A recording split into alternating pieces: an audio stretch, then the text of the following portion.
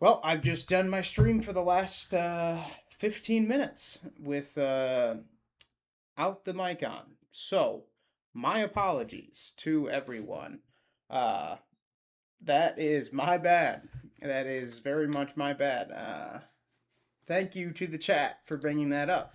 So, to recap what I was saying for the last 15 minutes, we got the United Bowl coming up. It's going to be a good game between the Kings and the Defenders. 50 Cent being the halftime show. They put out a vending machine that is kind of giving out some awards. And should be a good time. If you're able to get in there, you could get premium tickets, field access for the 50 Cent halftime show, pregame field access, a gift card to the shop. Anything could happen. And then we got fourth and goal. The most recent episodes did just come out. Takes us to about week 5. So those that have watched the previous episodes, really good show, and I would say a quite interesting watch. But when you yeah, sound is not on. Yeah, skill issue for sure, potentially. Yes. Anyway, we have the UFL fourth and goal. It is kind of like a hard knocks type show. I encourage everyone to check it out. We also had media day prior to the United Bowl, so United Bowl and the media day. And Chris Redman, Coach Harris answered quite a few questions. Some of our favorite players also did get quite a few questions as well. It was a busy day.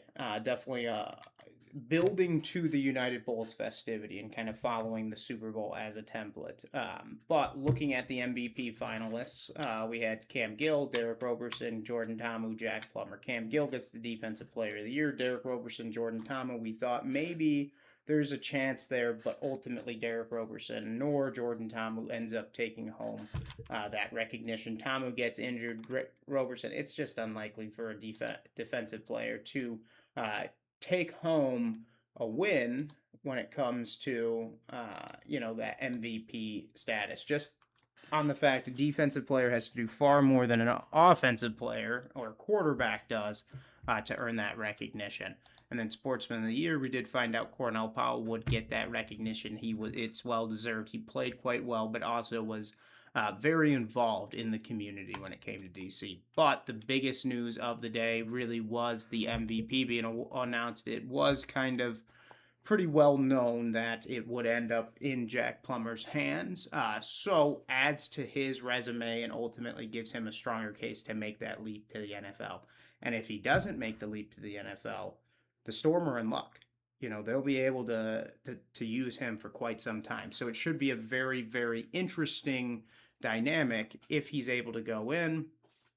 Let's say, get some playing time in the NFL. But if not, he comes back, maybe leads the Storm back, and maybe they get to a championship. Maybe they build the team around Jack Plummer, which, is not something you're able to often do, is build a team around a quarterback. That's something DC's been able to do, and look at that. They're back in the championship for the second year in a row. So that very well could happen. But ultimately, testament to Plummer. He played very well this season, and a testament to his Coach of the Year as well, which was Anthony Beck. Coach Beck was the Buddy Tevens Coach of the Year. So that dynamic, I don't know if it was the conditions for Plummer's success were created by Coach Beck, or if Coach Beck was able to get this recognition as Coach of the Year because he had such a solid quarterback play out of Jack Plummer. So those relationships are definitely at play when you are, looking at quarterback development, performance, especially when it comes to the MVP award. It's the most valuable player, so the team performance really needs to be tied to how well you're playing. And when you've got a Coach of the Year candidate coaching you, it enables you to really get better success. So MV Plummer was able to most valuable plumber. And in the chat, they're talking about Jake's nephew. No, Jake is not the most valuable plumber. It's Jack. You can see it right here. And he did well. He had legs. He could move. He could run the ball. He could also throw for 300 yards if he needed to. Not often did he, but when he needed to, he kept the players in the game. And then, as I said, big news coming out of yesterday was the Coach of the Year award. So, Coach Beck deserved it. They're going to have the best winning percentage out of any team this season, regardless of how the United Bowl goes tomorrow. And ultimately, it's a testament to his ability to clobber together a team. You get these guys, you got 3 weeks to build a team, and ultimately, Coach Beck built the best one. And there's something to be said about that team dynamic. When you get your players playing well together, and it really starts with the quarterback. You figure out the quarterback position, you're able to focus on other areas of the team, like your defense, like your offensive line, like your wide receivers. And Coach Beck, if he, depending on how much of that roster makes a return for next year, don't be surprised if Coach Beck gets himself back to the playoffs. The Storm very well could be a consistent performance or attendee in the playoffs. And then our assistant coach of the year was Corey Chamblin, who was the defensive coordinator for the Battlehawks. Ultimately, the reason they stayed in a lot of those games, especially going into the semifinals. So it did, this award, I think, is very justified recognition. I would say the strongest part of the Battlehawks was their defense, and generally it's not the defense for them. Generally it's their offensive talent under McCarron. He was kind of their strong suit, but you look at it now, Corey Chamblin really is able to get that recognition, and maybe he's able to take a leap somewhere. Maybe it's within the league, one of the expansions. Maybe it's not. Maybe it's one of the college teams that call and want to give him a shot. And then also we've got our first logo on a penalty flag, so our first a new sponsorship for the league. But Morgan & Morgan, good color scheme, of course, for a flag, will be on the United Bowls flags tomorrow. So keep an eye on that. Odds are, as they touch on it in the broadcast, I'd be amazed if they didn't. But these flags should be a unique twist on the game, and I suppose if nothing else, it helps the league pay its bills, so it helps keep the league back and helps bring them back in 2027, which is what we want to see, because we finally got a stable base in the UFL, so now it's time to build on it, and hopefully all the talent doesn't go to the NFL, which I don't think most. Don't get me wrong, a lot of players do go to the NFL, but the league's been able to survive. But if you look at 2024, very good performance, bunch of talent goes to the NFL. 2025, the product, I wouldn't say diminished, but like there was 3 teams that were just like terrible in 2025. So in this year, we had good parity across the league. But what happens next year? Are we going to see a massive talent drain across the UFL? And if so, maybe it gives other guys shots. But we see that massive talent drain. 2027 could be tough. So it will be a question of all these coaches. How are they going to maintain their roster? How are they going to build their roster next year? So that should be an interesting dynamic to watch, and something we'll be covering throughout the offseason. And then in some later award news, we got the All UFL Team Awards, which is Jack Plummer taking that quarterback position, which gave us a good sign that he probably would end up as the MVP if he was going to be kind of the best quarterback in the league. Then our running back, Deion Jackson, expect him to be very impactful tomorrow. A lot of that offense is going to be riding on him as a running back. And then you've got Hakeem Butler in the wide receiver position, Chris Rowland, and then Tyler Vaughns, all of which good performers at the wide receiver position, but we will not be seeing any of them. So we'll be looking at Cornell Powell as our main or largest wide receiver name, I guess, going in to tomorrow. But ultimately, Isaiah Winstead, expect him to make some big impactful plays. But we look at our all UFL team defense. You're going to see Cam Gill tomorrow. You'll see Mayfield Jr., the cornerback, tomorrow as well. And then Derek Roberson. Going to be some good play. Expect it to be, I'm not going to say it's going to descend into a defensive battle, but also, if we look what's trending now, looks like the U.S. men's national team is up 3-0. So that's a big news for America. So go us. And ultimately a good omen for tomorrow's success. because ultimately the World Cup will be getting underway quite heavily tomorrow. So it will be a little bit of competition for the United Bowl. And then we got our all UFL special teams. Tanner Brown, kind of the biggest name in the UFL, at least when it comes to potential to go to the NFL. And ultimately, a lot of people are saying this is this year's Jake Bates, Brandon Aubrey, Harrison Mevis, which whoever you want to call it. The UFL produces good kickers, and they do well in the NFL. And I think Tanner Brown is probably the next one to make that leap. So ultimately, I expect him to recognize, oh, look at what happened to Jake Bates. You know, he didn't. He may have ended up signing the first contract that came about, which was the Lions. Great that he was able to stay in Ford Field. They were able to see how he performs in their stadium because the Michigan Panthers were playing there. But if you're Tanner Brown, you look and you say, okay, look, Brandon Aubrey, best kicker in the league, gonna reset the market for kickers when it comes to contracts. You look at Jake Bates, arguably one of the better kickers in the league as well. Harrison Mevis, another good kicker. Um, and you probably sit and you say, I'm probably gonna get a few offers to come and kick. So you might as well just wait, see how many offers you get, and maybe play them against each other. Because Jake Bates came in with a $2 million contract, $1 million a year, basically, and you may be able to get yourself 3-4 million bucks based on your performance. You have kicked many 60-yard field goals, many, very many. So you leverage that in your own favor, and I expect him to do just that. So don't be surprised if he gets maybe a $5 million deal. Tanner Brown, I expect by Monday, Wednesday, probably at the latest, we'll probably have an idea where Tanner Brown is going, because he's probably going to go and start doing visits probably on Sunday, maybe on Monday, because there are a lot of teams that are going to be moving quick, especially those that have questions at the kicker position. They'll be looking to bring in someone who can really stabilize that position. And Tanner Brown, I expect to do that regardless of what team he plays for. Then for our other teams that may have not made the United Bowl, the one thing I will say is that the special teams of the Battlehawks, just like their defense, kept them in games.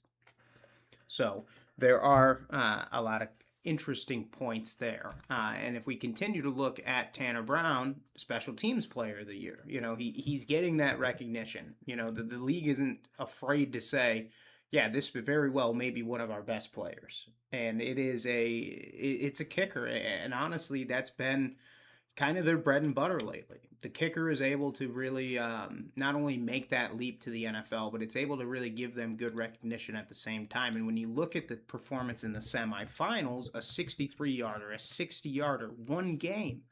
Tomorrow in the United Bowl, I guarantee he at least attempts one 60-yarder. And when he does, and he makes it, don't be surprised because he's going to be having a huge impact on the game because the Kings, I'm not going to say that they can't finish drives, but they struggle a lot of the times. But they're good at getting across the 50-yard line. And that's all they have to do. Get across the 50, and Tanner can make it in, and they'll get some points. So that's going to be the name of the game for Chris Redmond tomorrow. How do I get my team from wherever I get possession of the ball to the 50-yard line? Once I get there, all right, I know on fourth down I can fall back on my kicker, and I'll get some points. But when you look ahead, he'll be making his game plan with that in mind. He'll say, okay, let me sneak in a few big plays here and there so I can always get myself at least to the 50. And then when I'm there, I'll get 3 points. Maybe I get 4. And then when I'm over there, and then, yeah, go ahead, DC, go down, try and get a touchdown. While you get a touchdown every 2 or 3 drives, every drive I get the ball, I'm going to score 3 points. And then I'm going to win this game. And then doing a little chat roundup, we do have some excitement regarding Mr. Brown. Yes, sir, you did tune in at the right time. There are some good kickers, but there are no Jason Myers. Well, Jason Myers, good kicker, but ultimately, the UFL produces consistent talent. And when you look at the NCAA system, there's definitely been questions on if that really is the best system to produce, the best kickers, because most of the people that get the eyeballs are on the best teams, and often those kickers aren't the best kickers across the collegiate sphere. But our defensive player of the year, as I said, Cam Gill, 10 sacks this season. No surprise here. Expect him to be a difference maker tomorrow. The United Bowl, will be a matchup of two very, very equally matched teams, but in different fronts. Mainly because a very good defense on the Kings will match up with a very injured deep offense of the defenders. And then a dangerous offense on the Kings will also equal out to a pretty prolific defense on the DC defenders. So I expect it to be a very even match, and I'm not going to say it's going to be a defensive battle, throughout the game. But what I will say is, don't be surprised if uh, Cam Gill makes his presence felt. Couple sacks, and you got a new quarterback, Jason Bean, as well. So there could be a lot of questions. Uh, yeah, dude, and a lot of people do think this Tanner Brown kid is insane. I mean, you make a 63-yarder and a 60-yarder in one game in the semifinal, which gets you a ticket into the United Bowl, into the championship of spring football. You're the Louisville Kings. This is your first year in the league. Ultimately, keep an eye out this offseason, and especially whatever team he ends up going to in the NFL, which we'll be covering for sure, but it is no question at all. This man is going to the NFL, no doubt in my mind. It's really just a question of how much are people going to pay. You make a 63-yarder and a 60-yarder, people notice, and ultimately the NFL has. And then turning now to our offensive player of the week, or player of the year, we've got Hakeem Butler. This is his second in the UFL. And ultimately, it's a result of him just always being a weapon, regardless of who throws him the ball. It doesn't matter. Um, um, Doing a little chat roundup. Jason Myers is dial, but he hasn't ever done that. Yeah, call me when Jay is cool, but he hasn't ever done that. Yeah, call me when Jason Myers makes 260-yarders in one game, and in the UFL scores 8 points. But Hakeem Butler, 140 yards off of 3 catches. He's a prolific offensive player, and arguably, I think had a stronger case for the MVP than the offensive player of the year. When it comes to the most valuable player, he arguably was the most valuable player for the Battlehawks. It didn't help him too much when there was no one throwing him the ball, but he was the key to that offense. So interesting mark. And then looking at the 2020, and I just taken a quick look back at what we saw in 2024 and in 2025, looking at our playoffs, so our conference finals, when we still had the conference structure in the UFL. We had the Birmingham Stallions and Michigan Panthers taking off for the USFL Conference Championship, and that was the exact same thing we saw in 2025 as well. But in the XFL Conference is where we had seen some changeover, though a consistent talent has been the St. Louis Battlehawks, and they ended up losing to the Brahmas, who then go on to put up a goose egg against the Stallions in the championship, which made for a relatively lackluster championship. And one also, I guess, unfortunate dynamic is the Battlehawks were hosting the championship, and none of the fan base showed up because the Battlehawks didn't make it, and it kind of really hurt the attendance at the United Bowl. Oh, or I guess the championship. And then in 2025, USFL conference remains the same, but the XFL conference, the Battlehawks, again, get to the playoffs, lose to the Defenders, and the Defenders go on to whoop the Michigan Panthers. And most people thought the Michigan Panthers were the best team in the UFL. So kind of interesting how it ended up playing out. And when we look at viewership across both of these, the conference championships, 1 million, 1.2 million in 2024, 1 million in 2025. And last week we were sitting about 1.5 million. So really a good growth for the league. And a lot of people are more interested this year just for the sake that it's not the same teams. We've got different teams in the playoffs, whereas in the first 2 years of the UFL is pretty consistent. But one note I will bring attention to is the Battlehawks. So first year in the UFL, get to the playoffs, lose in the first round. Second year in the UFL, get to the playoffs, lose in the first round. While this is happening, Coach Beck is their head coach. So mind you, you've got the head coach and the franchise both can't win in the playoffs. Then we look at 2026, Battlehawks lose again in the playoffs. And Coach Beck loses in the playoffs with the Orlando Storm. So both may be cursed. So don't be surprised if that plays a role in the future of the UFL.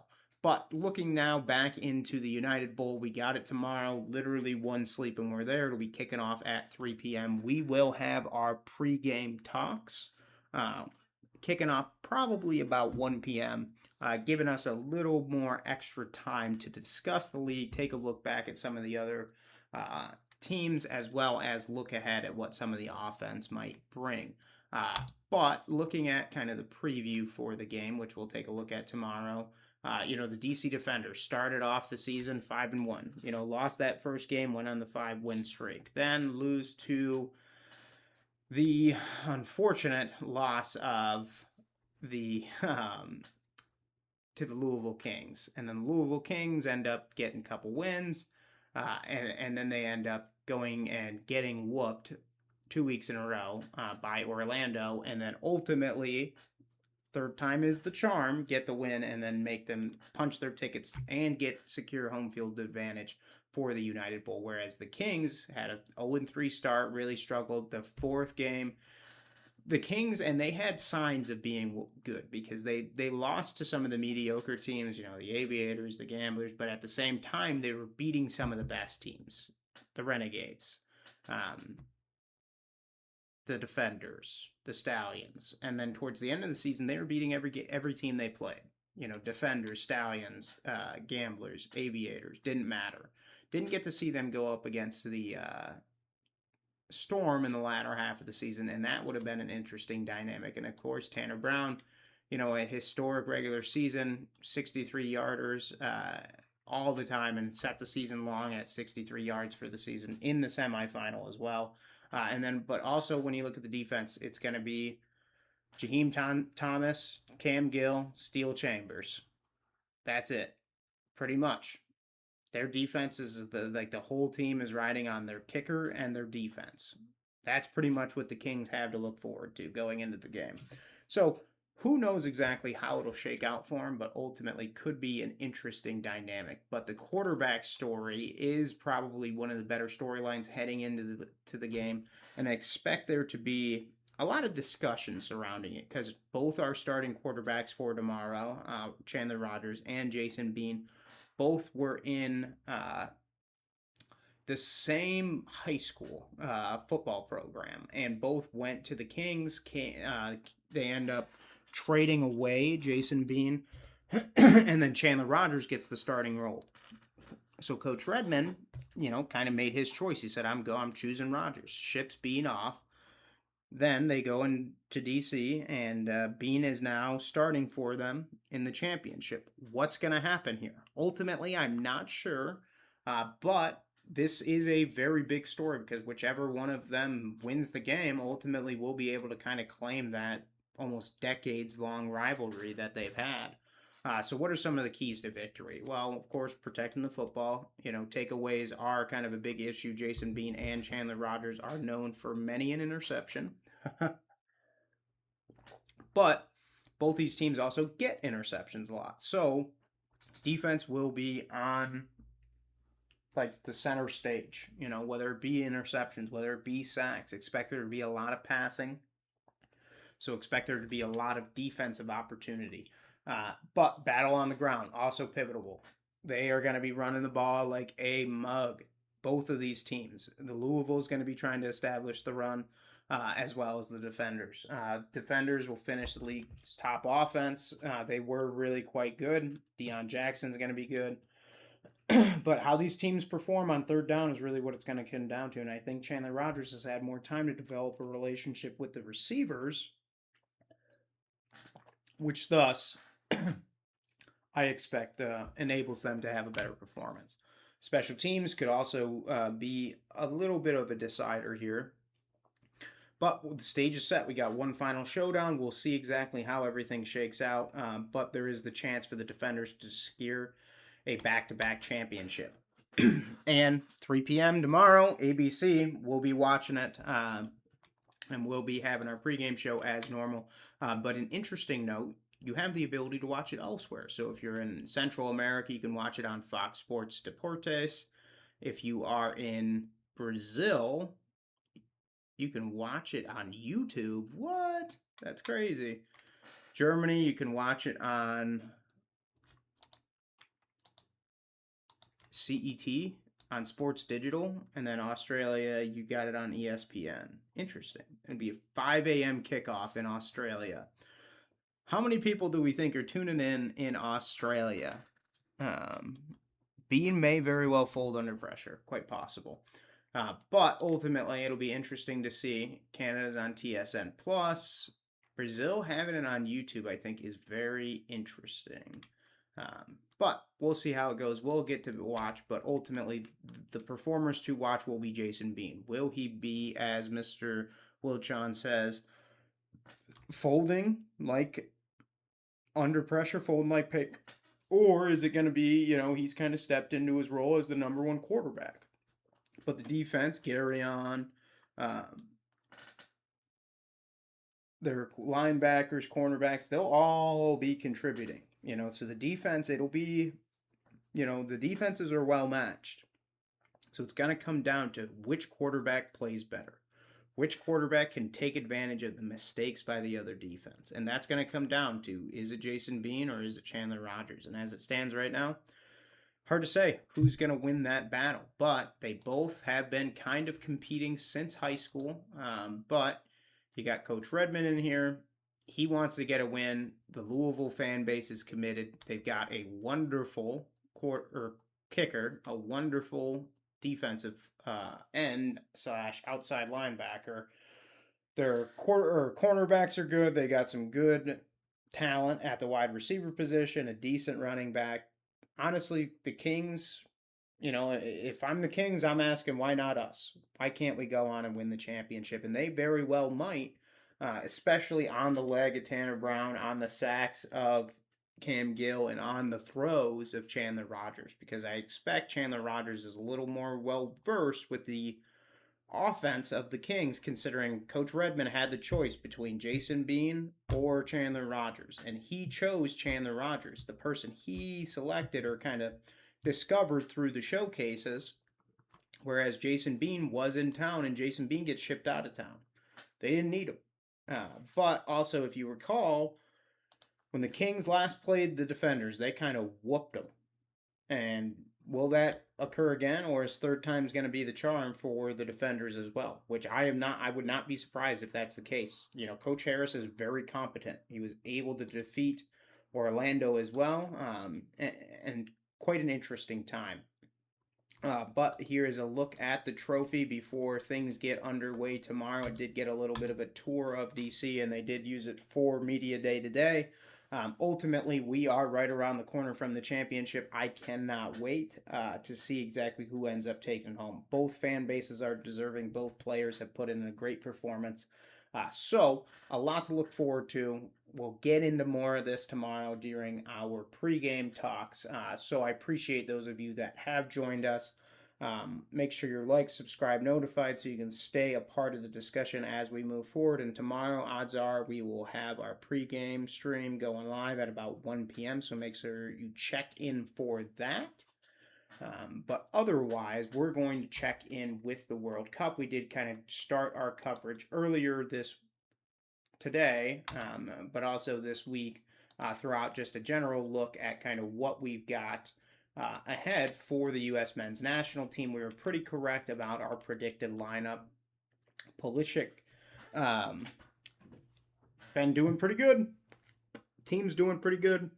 We're going to actually take a look in at the game right now, see exactly how things have been going. So far, possessions coming down to, the expected goals pregame was 8, not even 1. Currently sitting at 3-0 at the 53rd minute, so we just crossed into the second half of the game. We've seen Balogun really kind of being the shot leader. Gomez kind of probably their best player over on the Paraguay side. Paraguay's been struggling, and they're in a deep hole, 3-0. Also, I don't know what the Paraguay fan base is like in their home country, but here in America, we have got 60,000 fans in that stadium, and it's literally one of the probably the largest facilities this Paraguay team's played in. But when you look at kind of possession, America's had the ball 70% of the time. They've made 4 shots on goal, 2 of which ended up making, making it. We've had 3 big chances created, 307 accurate passes, winning the duel battle. Things are kind of getting more even. Saves, though, since there's been more shots, there has only been one real valid shot, I suppose, by Paraguay. And they're still competing. They're going to try and get back into the game. You look at our shot map here, we can kind of see which one. So the first one was basically kicked in by Paraguay, which was a good start to the U.S. men's national team. And then we got Balugan and Balugan again, who's really done well. Kind of one of the main performers on the team, at least in that striker position.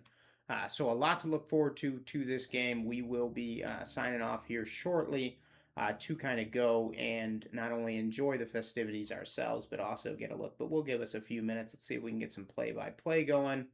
All right, Freeman throws in the ball at the 55-minute mark. Okay, they're taking a shots. Paraguay's moving. Out of bounds. Okay, let's see who throws it in. We've got Paraguay trying to throw it in. Looks like they're trying to score on, at least not put up a goose egg, because you got to understand that point differential is going to put them into serious negatives for the points. Freeman throws it in. Looks like we're trying to take another shot on goal, which I do not blame the boys for trying to take. Let's see. Dest is in. Okay. And Ciso tackles. Oh, yeah. Paraguay been playing pretty rough. Goes out of bounds. So we got Freeman and Dents kind of doing a lot right now. Freeman is someone who is not expected to really be so central. But Ream, interesting note, was on the U.S. men's national team when the U.S. last hosted the World Cup, which was back in 1994. So an interesting dynamic with Ream kind of being the team captain. Freeze did end up being the starter. All of our attacks ended up being pretty much accurate. Des, though, making his presence felt. An attempted tackle. Oh, yeah, we love the tackles coming out of Paraguay. They get the ball. Are they going to move it past the half field mark? Nope. Another foul. USA gets the ball. They get a free kick. Passing around. And what happened? Okay, intercepted by Paraguay. Go the other direction. The U.S. is just swarming Paraguay. Are they going to clear it out? Let's see. Okay, USA intercepts. They're taking it back. Here we're going to see a shot on goal. Shot on goal. Anthony Robertson's got the take on. Okay, he's passing it around. Ooh, missed shot. Paraguay clears it out to midfield. It seems it's went out of bounds. USA is going to throw it in. Who's throwing it in? Let's see. 3-0 at the 57-minute mark. 3-0. Tough for the... and you look at the last record between these two. Okay. Freeman throws in the ball. Oh, we got a foul on the U.S. Okay. Paraguay gets a free kick. Pass it around. Kicks it back to the goalie, it would seem, or the defense. They clear it out. Okay, now we're starting to see an interception. Okay, by Diego Gomez, who is kind of their best scorer, I would say. Or was kind of leading the team when it came to kind of the preliminary games prior to the matchup. Then we go USA again, USA. Let's see here. Couple kicks so far. Couple kicks. And shot on goal. We're going to see one. Dispossess. Oh, a tackle from Junior Alonso. Probably take us to the 62-minute mark, and then we will probably conclude our stream for the evening and then save the rest of it for tomorrow. But quick chat roundup. Yes, Hakeem Butler has entered the chat. That boy does know ball. He is the Offensive Player of the Year 2 years in a row. But looking back at Jason Bean, he may fold under the pressure. Looking at then the World Cup matchup, 3-0, who do we think will be the next scorer of the U.S. In this game? First one was, for one, a Paraguay player, Botadilla, whereas the first U.S. men's national team scorer was Belugan, and ended up taking the second goal as well, giving us that 3-0 differential. Looking at Des, though, plays for PSV. Let's see where some of these other players are playing. Adams already has a yellow card. Hell yeah. Plays for Bournemouth. AFC Bournemouth. Oh, the English Premier League. Interesting. Mr. Adams. Well, thank you for the yellow card. C. Tillman plays for Bayer Leverkusen. Where's Bayer Leverkusen? Oh, sixth in the Bundesliga. Interesting. Got some Bundesliga players. That's the thing that's there's no real consistent home for a lot of the American soccer players. Let's see about Belugan. AS Monaco. Interesting. Plays for Monaco. 2001. Interesting. A young man. Freeman here. Plays for Villarreal. Ooh. Third in the Spanish La Liga. Interesting. So we've got decent players. They're playing in, where a lot of the talent is, at least from a development standpoint. About Freeze. New York City FC. 8th in the MLS. Tough. Oh, what's up, Mom Donnie? New York City FC. I wonder where they play at. Probably in New Jersey. Maybe not. Hard to say. Let's take a check back in with the game. What's going on? Oh, goal kick. What? Paraguay taking a shot on goal. Unfortunately, it didn't work out, and America is going to move it around and probably clear it out here shortly. Tim Ream in the take on. Heck yeah, team captain. We love to see it. As the ball moves on, let's see here. We got Tim Ream. Let's see. All I know is if you took the over, you're a happy man. If you took the under, you're very disappointed. If you took the spread, you're pumped. All in all, there was a lot to, this is a profitable game for the U.S. men's national team, or at least the fan base of them. I'll say that much.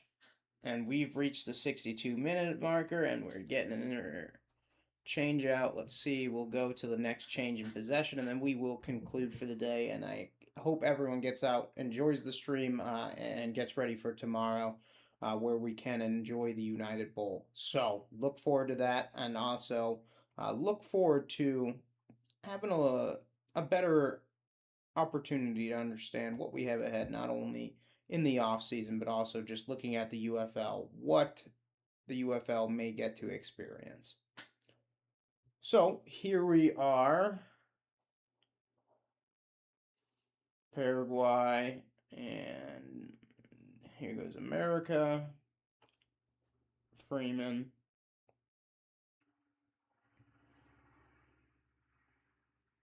All right. And with Paraguay clearing it out, we will wrap it up there. So thank you for joining us. Make sure you're like, subscribe, notified so you can keep up with the discussion as we continue. And in the meantime, enjoy the rest of the game. Enjoy the United Bowl tomorrow. Have a great time. Thanks again. Bye now.